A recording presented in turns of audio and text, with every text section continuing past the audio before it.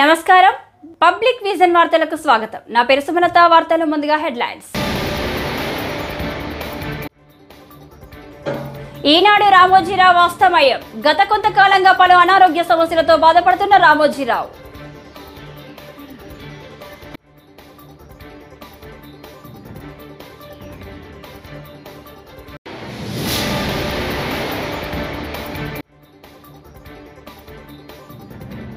MP Janasena వర్గీయులు ఉద్దేశపూర్వకంగానే దాడి మాజీ ఎమ్మెల్యే వర్మ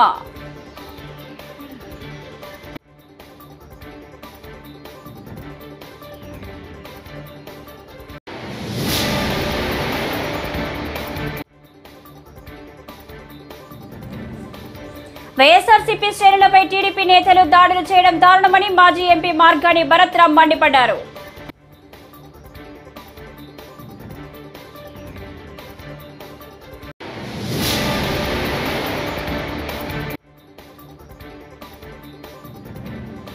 ప్రభుత్వ లాంఛనాలతో రామోజీ అంత్యక్రియలు తెలంగాణ సర్కార్ నిర్ణయం.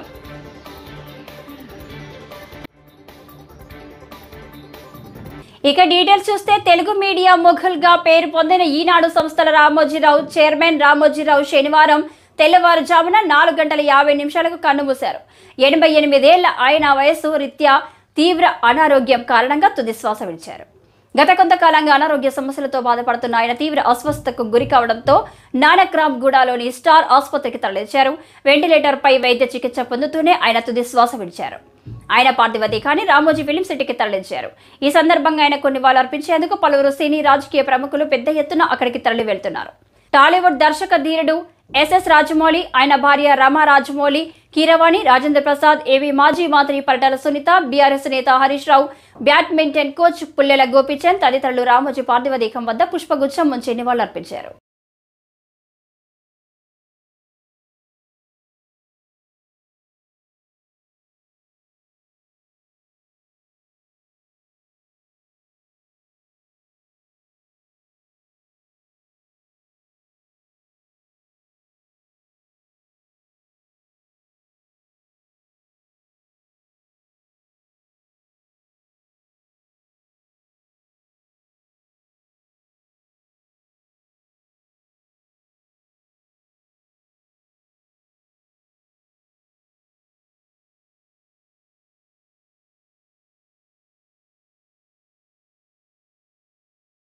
శ్రీ రామోజీరావు గారు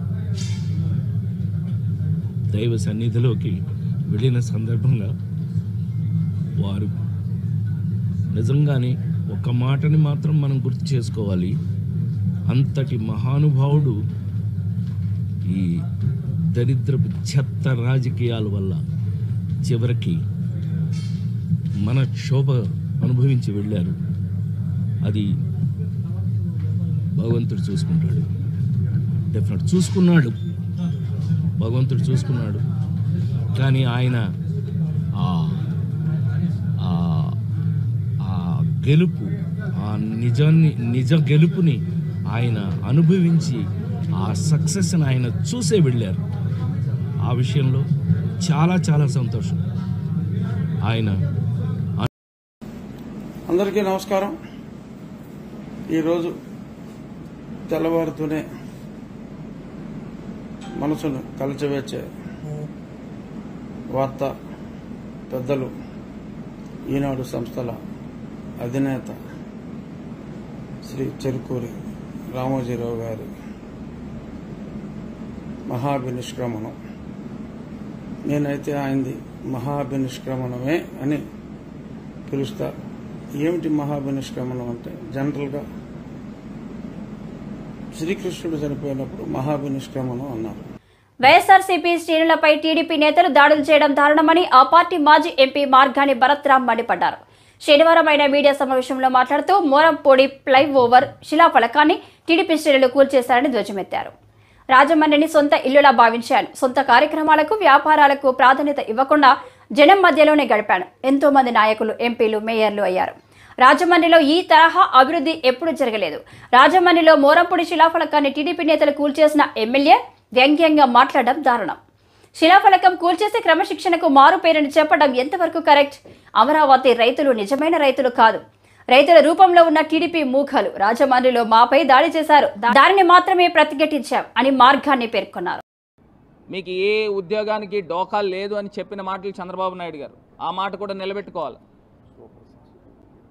ఏదైతే పెన్షన్స్ గురించి 4,000 రూపాయల పెన్షన్ ఈ మే నెల నుంచి మేము అక్షరాల 67 లక్షల మంది ప్రజలకు ఇచ్చాం.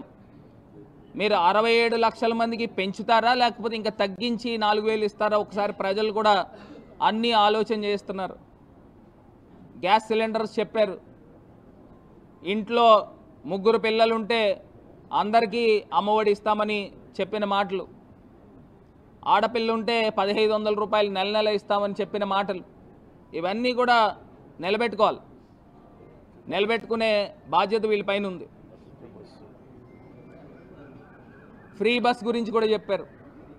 ఇవన్నీ కూడా ఒక 6 నెలలు కూడా అవసరం లేదు, 3-4 నెలల్లోనే అర్థమైపోతుంది వీళ్ళు ఏ స్థాయిలో నిలబెట్టుకుంటున్నారు అనేది కూడా అర్థమైపోతుంది. నిరుద్యోగ భృతి,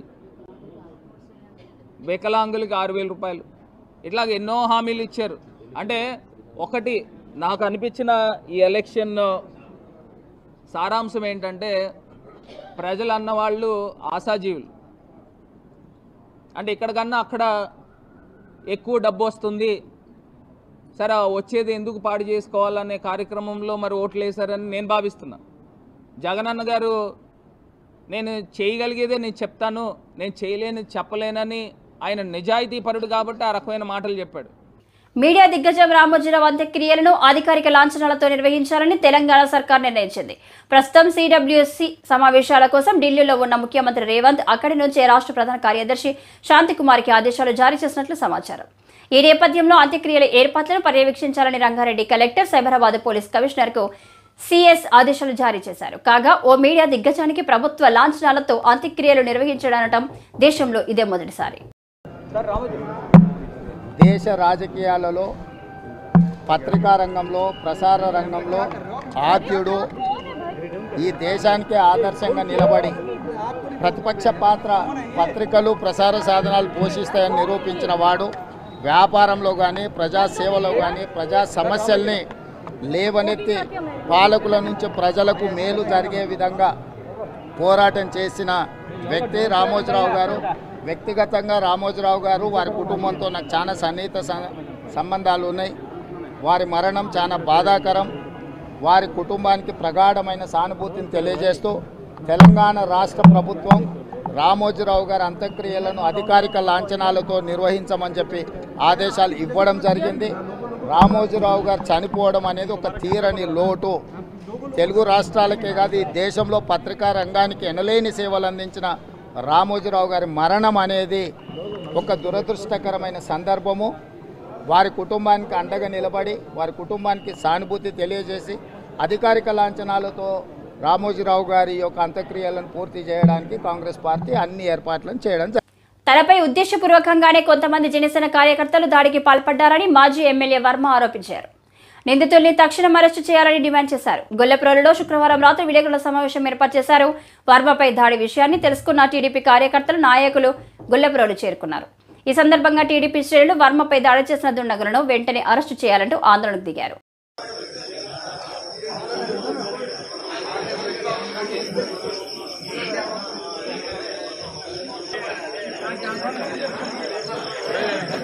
చెప్పాను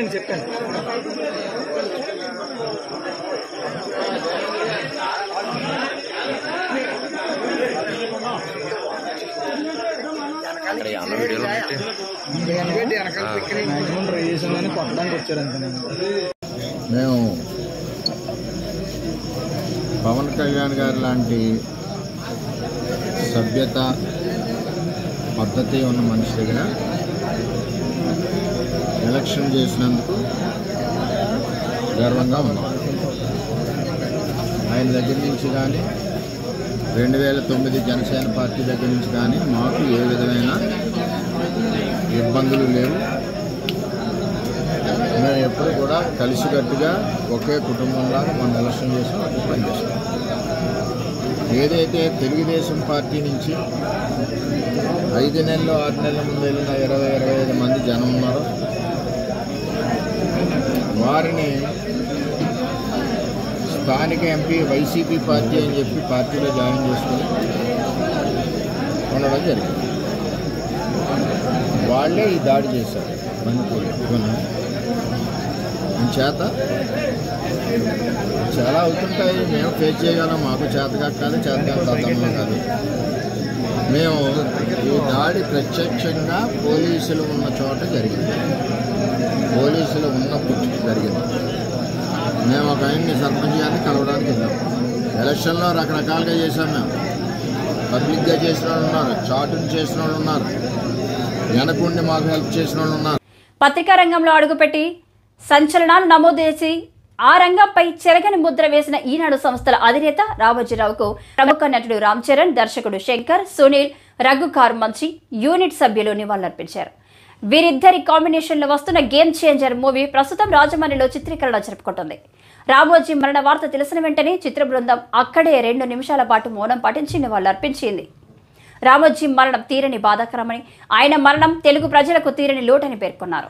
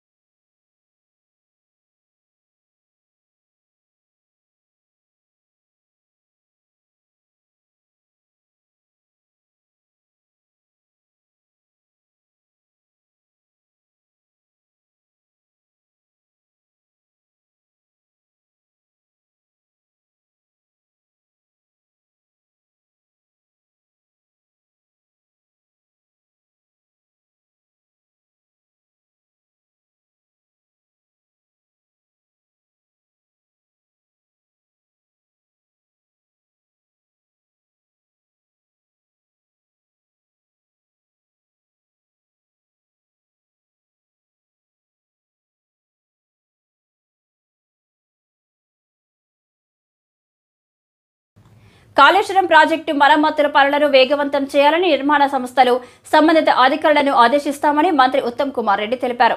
ఎన్నికల కోడ్ ముగియడంతో అన్నారం, మేడిగడ్డ, సుందిళ్ల బ్యారేజ్ల పరిశీలకులు మంత్రి ఉత్తమ్ వెళ్లారు. ఈ సందర్భంగా ఆయన మీడియాతో మాట్లాడారు. గత ప్రభుత్వం అధికారంలో ఉన్నప్పుడే మేడిగడ్డ ప్రాజెక్టు కుంగిందని, అయినా అప్పటి సర్కార్ ఎటువంటి చర్యలు చేపట్టలేదని విమర్శించారు. మేడిగడ్డ బ్యారేజ్ కుంగిపోయిన విషయం మీ అందరికీ తెలుసు. కుంగిపోయిన తర్వాత కూడా ఏమీ జరగనట్టుగా గత ప్రభుత్వంలో ఉన్న పెద్దలు అసలు ఏమీ రిపేర్స్, రెక్టిఫికేషన్, రెమెడియల్ మెజర్స్ ఏమీ మొదలు పెట్టలేదు. మేము ప్రభుత్వం వచ్చిన తర్వాత భారతదేశంలోనే డ్యామ్స్, బ్యారేజెస్ కి అత్యంత నైపుణ్యం ఉన్న బాడీ పార్లమెంట్ లో చట్టం ప్రకారం ఏర్పాటు చేయబడ్డ నేషనల్ డ్యామ్ సేఫ్టీ అథారిటీకి ఈ పని అప్పచెప్పినాం. ఈ 3 బ్యారేజెస్ కూడా పరిశీలన చేయండి.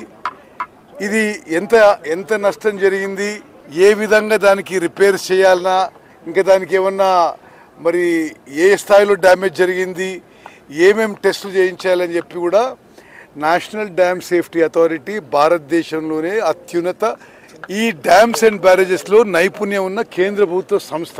వాళ్ళు ఒక ఇంటరిం రిపోర్ట్ ఇవ్వడం జరిగింది.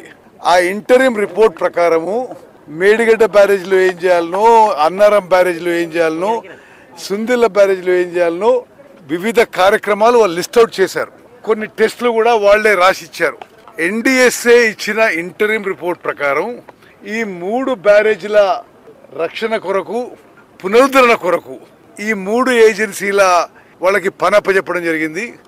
ఈరోజు నేను నిన్నటి వరకు రాలేకపోయినా 2 నెలల నుంచి, ఎందుకంటే మోడల్ కోడ్ ఆఫ్ కాండక్ట్ ఉంటే మేము ఈ పర్యటించడం ఇది ఎలక్షన్ కమిషన్ పర్మిట్ చేయలేదు. ఈరోజు మొదటి రోజు కోడ్ ఆఫ్ కాండక్ట్ అయింది. ఈ 3 బ్యారేజెస్ కూడా విజిట్ చేసి ఎన్డీఎస్ఏ చెప్పిన ఏదైతే ఇంటరిమ్ మెజర్స్ అవి యుద్ధ ప్రాతిపదికన పూర్తి చేయాలని చెప్పి ఇంజనీరింగ్ డిపార్ట్మెంట్ శాఖ అధికారులకి కన్సర్న్ ఏజెన్సీస్ కూడా చెప్పడం జరుగుతుంది. ఎన్నికల కౌంటింగ్ అనంతరం వైసీపీ నేతలు, కార్యకర్తలపై కూటమి నేతలు ఉద్దేశపూర్వకంగా దాడులకు పాల్పడుతున్నారని వైసీపీ నేత కొడాలి నాని విమర్శించారు. వైసీపీని అంతం చేయాలని కూటమి నేతలు చూస్తున్నారు. ఇందులో భాగంగా గ్రామాల్లో అరాచకం సృష్టిస్తున్నారు. పోలీసులు కూడా దాడులు నిలువరించకుండా చోద్యం చూస్తున్నారు. పోలీసులకు సమాచారం అందించినా స్పందించడం లేదు. కూటమి నేతల దాడులపై పోరాడతాం అని ఆయన పేర్కొన్నారు. కార్యకర్తలు వైఎస్ఆర్ కాంగ్రెస్ పార్టీ గ్రామ స్థాయి, వార్డు స్థాయి, మండల స్థాయి, నియోజకవర్గ స్థాయి యాక్టివ్గా ఉండేటువంటి లీడర్స్ పైన ఉద్దేశపూర్వకంగా దాడులు చేస్తున్నారు. అదేవిధంగా వాళ్ళ ఇళ్ళకెళ్ళి ఇళ్ళు పగలగొడతాం, కార్లు పగలగొడతాం, అర్ధరాత్రులు వెళ్ళి వైఎస్ఆర్ కాంగ్రెస్ పార్టీ శ్రేణుల్ని భయపెట్టాలి, ఈ వైఎస్ఆర్ కాంగ్రెస్ పార్టీని నిస్తేజం చేయాలని చెప్పి పెద్ద ఎత్తున ప్రయత్నాలు చేస్తున్నారు. వాటిల్లో కొన్ని చోట్లయితే ఫిజికల్గా వ్యక్తుల మీద దాడులు చేయటం, కాళ్ళు ఇరక్కొడతాం, చేతులు ఇరక్కొడతాం, తల్ల బాగలు కొడతాం. అదేవిధంగా ఈ గ్రామాల్లో కానీ ఇక్కడ కానీ మీరు ఉండకూడదని చెప్పి వార్నింగ్లు ఇవ్వటం అనేక రకాలుగా చేస్తున్నారు. వీటికి ప్రత్యక్ష సాక్షులు పోలీసులు దగ్గర ఉండి వాళ్ళు కొడతాంటే వీళ్ళు చూస్తూ నిలబడి ఎంజాయ్ చేస్తున్నారు. ఈరోజు మా దగ్గర పోలీసులు ప్రేక్షక పాత్ర వహించేటువంటి సన్నివేశాలు, తెలుగుదేశం పార్టీ అల్లరిమోకల్లో మా వాళ్ళ మీద దాడి చేస్తున్నటువంటి సన్నివేశాలు సీసీ ఫుటేజీలతో సహా, ఫోటోలతో సహా మా దగ్గర ఉన్నాయి. మేము ఎస్పీ గారికి కానీ లేదా లోకల్గా ఉన్నటువంటి పోలీస్ స్టేషన్లో కానీ కంప్లైంట్ ఇచ్చినా, ఒకవేళ మాకు ముందు సమాచారం ఉండి ఇలా గొడవ జరిగేటువంటి పరిస్థితి ఉందని చెప్పినా కూడా వాళ్ళు వచ్చి సామాన్య కుటుంబంలో పుట్టి అనేక రంగాల్లో అసామాన్య విజయాలు సాధించిన వ్యక్తి ప్రముఖ పత్రికా గ్రూప్ సంస్థల చైర్మన్ రామోజీరావు అని విజయవాడ సెంట్రల్ ఎమ్మెల్యే బోండా ఉమా మహేశ్వరరావు శనివారం తెలిపారు. ఈ సందర్భంగా మంగళగిరిలోని టీడీపీ జాతీయ పార్టీ కార్యాలయంలో నాయకులతో కలిసి రామోజీరావు చిత్రపటానికి పూలమాలలు వేసి నివాళులర్పించారు. రామోజీరావు గారు, జోహార్ రామోజీరావు గారు, జోహార్ రామోజీరావు గారు, జోహార్ రామోజీరావు గారు, జోహార్ రామోజీరావు గారు, జోహార్ రామోజీరావు గారు.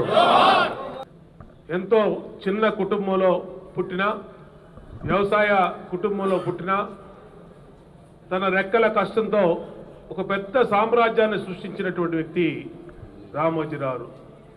విలువలకి పట్టం కట్టి విలువలకి ప్రాధాన్యతనిచ్చే ఈటీవీ కానీ, ఈనాడు పత్రిక కానీ, అలాగే ఇతర భాషల్లో ఈటీవీ ఛానల్స్ కానీ అనేక రకాలుగా తెలుగు వారి ఖ్యాతిని దశ దిశలా వ్యాపించినటువంటి వ్యక్తి రామోజీరావు ఈరోజు లేకపోవటం తెలుగు జాతికి పూడ్చలేనటువంటి లోటు.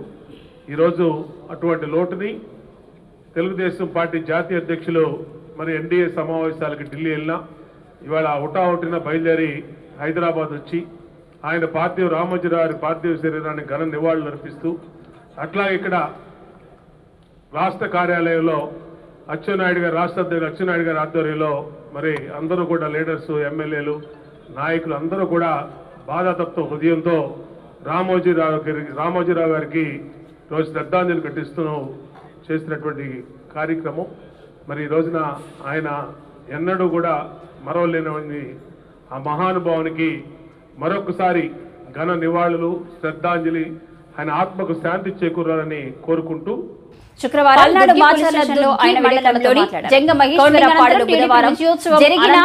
గ్రామంలోని ధ్వంసం కేసులో 20 మంది సానుభూతి పరుల గృహాలను ధ్వంసం చేశారు.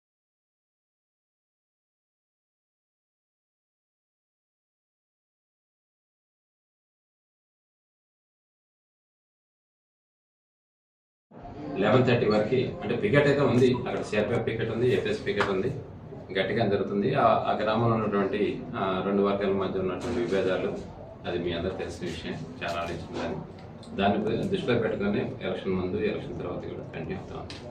అయితే కుమ్మరి గోపిరాజ్ అనే ఒక పిల్లవాడు, ఒక 25 ఏజ్ పిల్లవాడు, ఒక 5 నెలల క్రితం ఒక ఆటోను కొనుగోలు చేశాడు. ఫైనాన్స్లో కొనుగోలు చేసుకొని వచ్చి ఈ వ్యవసాయ కూలీలు తిప్పుతా దానికి వాడుకుంటా ఉన్నాడు. అందులో ఒక 40,000 రూపాయలు వేరే ఫైనాన్స్ నుంచి 10,000 రూపాయలు తీసుకున్నట్టు పెట్టుకున్నాడు. దానివరకు అయితే ఇబ్బంది ఏం లేదు. రాత్రి ఏమైందంటే ఒక 11:30 ఆ ప్రాంతంలో 11:30, 12 మధ్య ఆయన ఆటోలోనే వెనక సీట్లో కూర్చొని మద్యం సేవిస్తున్నప్పుడు కరెంటు పోయింది. ఇంటి ముందు పెట్టుకున్నాడు. ఇంటి ముందు పెట్టుకుని చేస్తే కరెంటు పోయింది. కరెంటు పోయేసరికి ఆయన ఒక కొవ్వొత్తిని వెలిగించుకున్నాడు. కొవ్వొత్తి వెలిగించుకొని ఆ వెలుతురులో మద్యం సేవిస్తారు. అనుకోకుండా ఆయనకి ఇది బహిర్భూమికి వెళ్ళాల్సిన అత్యవసరం స్థలకి ఆ కొవ్వొత్తిని ఆటోలో పెట్టేసి ఆయన వెళ్ళడం జరిగింది. వెళ్ళిన తర్వాత ఆ కొవ్వొత్తి కింద పడి వెనక సీటు కాలిపోతా వచ్చేసింది. ఆ విధంగా సీటుకి వెళ్ళాలి. అయితే ఈ విషయం మా వాళ్ళు గమనించి అక్కడికి వెళ్ళడం అర్ధరాత్రి మా ఎస్ఎం సార్ ముల్లమూరి హరిప్రసాద్ ఘర్షణ జరిగి కుటుంబ సభ్యులు గుంటూరు కథనం ప్రకారం నాగులపాడు గ్రామానికి అతని మేనమామ కలిసి ఇచ్చిన ఫిర్యాదు మేరకు కేసు నమోదు చేసినట్లు ఎస్ఐ రాజ్ కుమార్ తెలిపారు.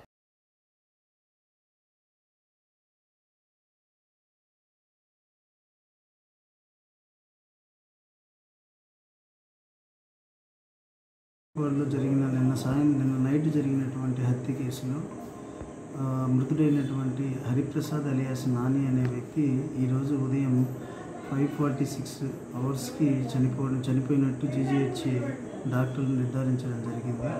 ఈ కేసులో మెయిన్గా ముద్దాయి అయినటువంటి నాగులపాడుకు చెందిన ఒక వ్యక్తి, అతనిది నేటివ్ ప్లేస్ వచ్చేసి అడుసుమల్లి రెసిడెన్షియల్, ఇక్కడ ఒక 6 years నుంచి ఇక్కడే ఉంటున్నారు. అతని పేరు దినేష్ అనే వ్యక్తి.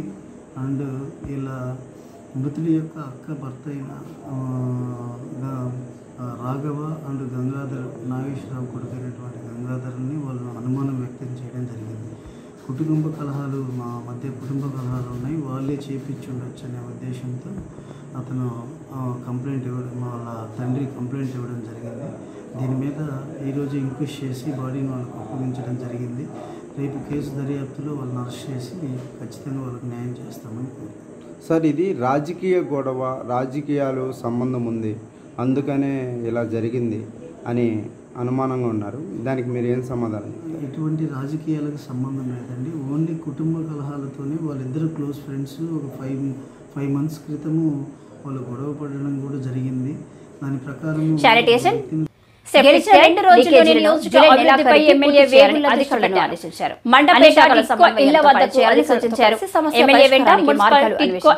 సిబ్బంది ఉన్నారు.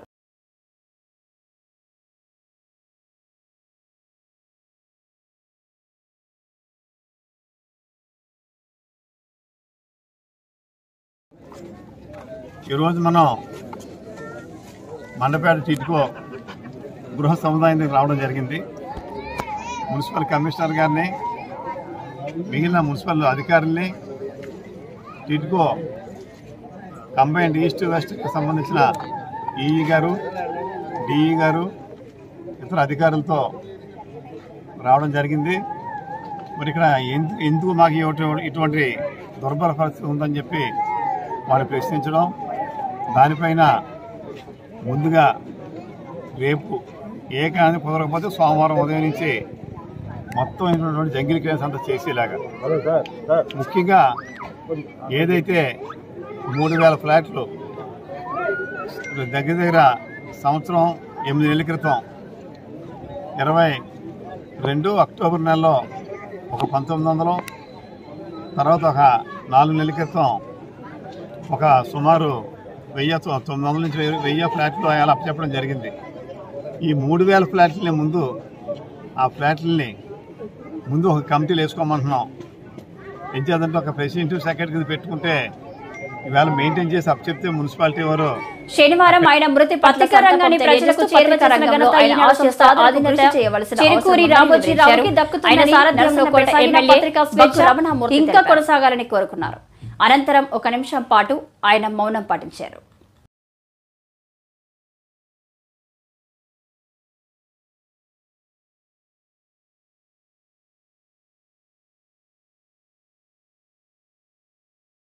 ఎటువంటి ఒత్తిడిని, ఎటువంటి ప్రలోభాల్ని లొంగని వ్యక్తి పత్రికా రంగంలో రామోజీరావు గారు. ఈవేళ వారు దివంగతులు అవ్వడం బాధాకరమైన విషయం. ఇది ఒక చీకటి రోజు. ప్రతి గడపకి తెల్లవారిసరికే సమాచారం పంపించే వ్యవస్థ ఈనాడు యాజమాన్యం మొదట మన రాష్ట్రంలో కానీ మరి ఇతర పక్క రాష్ట్రాల్లో కానీ అందించే ఘనత, అలాగే ఈటీవీ, ఈనాడు అన్ని భాషల్లో ప్రజానీకానికి అందించే కార్యక్రమం కానీ పత్రికా రంగమే కాకుండా సేవా రంగంలో కలిపి ముందుకి వెళ్ళి ఒక ఆదర్శప్రాయులైనారు. అటువంటి వ్యక్తి ఇవాళ చనిపోవడం బాధాకరమైన విషయం. ఇది చాలా ఇబ్బందికరమైన విషయం. కారణం ఏంటంటే అటువంటి వ్యక్తులు ఈ సమాజానికి ఎంత అవసరం. అటువంటి వ్యక్తి ఇవాళ మన మధ్యన లేకపోవడం, మరి అయినప్పటికీ అతని ఆశయాల్ని, అతని తాలూగా విధానాల్ని మనం అందరం నడవడికలో అలవర్చుకోవాలి. ముఖ్యంగా పత్రికా రంగంలో వారు ధ్రువతార అతను ముందుకు తీసుకెళ్ళి పత్రికలు అంటే ఏమిటి, మీడియా అంటే ఏమిటి, ప్రజల మధ్యకి ఎలాగ పంపించాలి, సమాజంలో ఉండే రుగ్మతలు కానీ సమాజంలో ఉండే ఏవైతే మరి ఆలోచనలు కానీ పంపించి ప్రజల మనసుల్లోకి వెళ్ళిన వ్యక్తి రామోజీరావు గారు. వారికి నా తాలుగా నివాళులు అర్పిస్తున్నాను. ఈ వార్తలు ఇంతటితో సమాప్తం. నమస్కారం.